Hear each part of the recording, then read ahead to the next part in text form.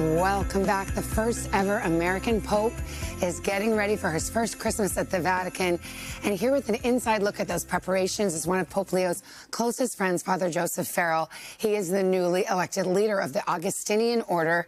He's known Pope Leo for decades. In fact, he was the Pope's first call after the conclave. Father Farrell, good morning. Good morning. And we got to speak to each other over satellite when that was first announced.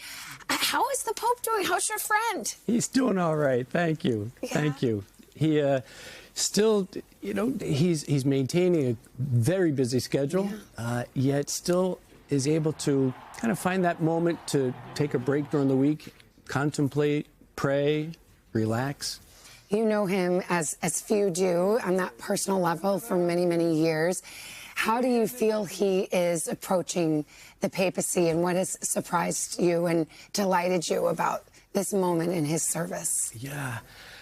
What has delighted me is that he hasn't changed much. You know, sometimes when someone is kind of catapulted into a position like that, everything gets thrown off balance. Yeah.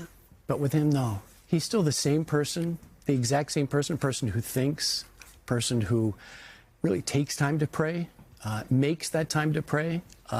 And as a result of that, we see what he's doing. I know that you still keep in touch, text each other every couple of weeks or so.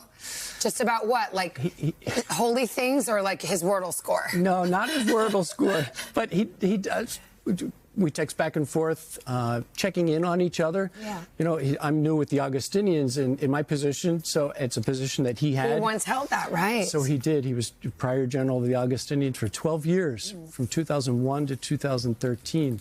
And so he recognizes, we share some things in common with decisions that need to be made.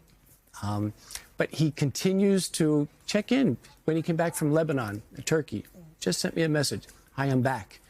I wrote back, I said, yeah, I saw it on the news. Yeah. You're like, I know. Yeah. How do you think he's approaching this papacy? What do you think are going to be the hallmarks of his era? Yeah. He's been clear from the very beginning. From May 8th, 2025, when he was elected, he came to the loggia, they call it the balcony in front of St. Peter's, and said, peace be with you. It was a message of Jesus Christ to the world. Peace be with you.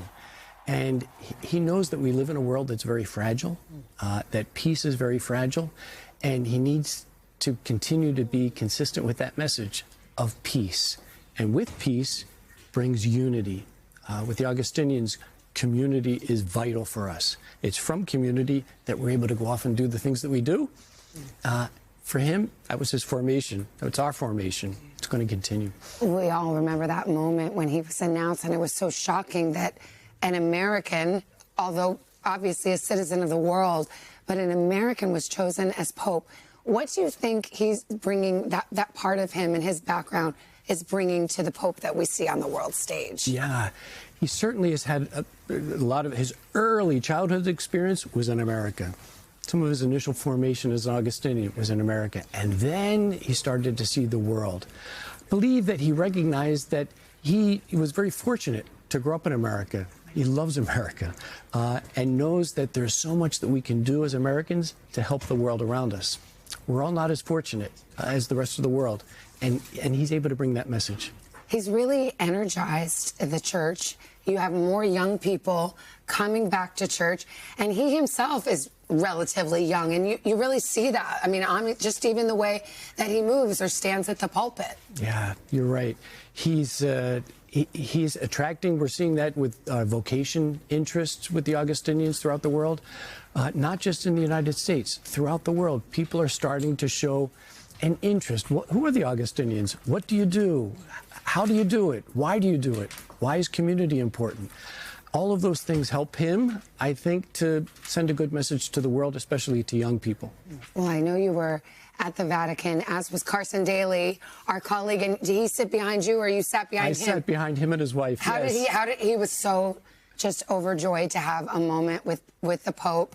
How was Carson in the audience? Did he ask you for a Tic Tac or anything? He did not. No, he was really good, behaved himself. He's good friends with Michael Bublé. Yes. I asked him, I said, what did you say to the Pope when you saw him? Because people can get a little nervous with that.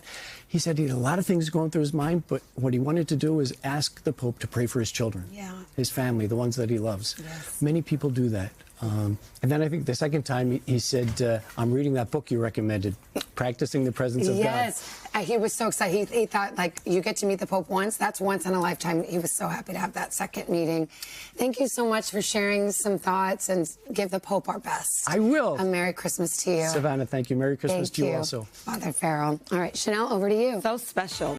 Hey, thanks for watching. And don't forget, you can catch the Today Show every morning on NBC, or take Today when you're on the go. Just follow the Today podcast on Apple Podcasts, Spotify, or wherever you listen.